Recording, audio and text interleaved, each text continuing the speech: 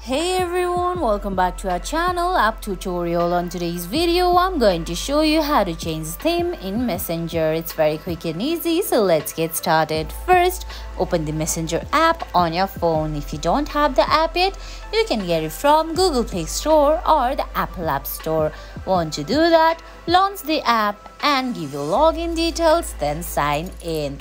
Now on your screen you can see options like menu, create new message, search bar, share a thought, your all conversation and stories. All you have to do is open the conversation where you want to change theme. I'm gonna open this conversation now. There you can see the username on the top of the screen. Select it. There under customization, the first option you see is theme. Select the theme option. Now there you go, you can find lots of themes given by Messenger. Select the theme of your liking, then they're gonna give you a preview.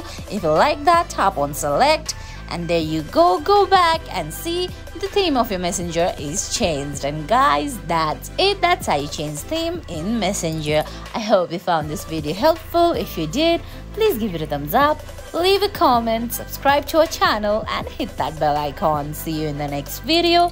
Thanks for watching.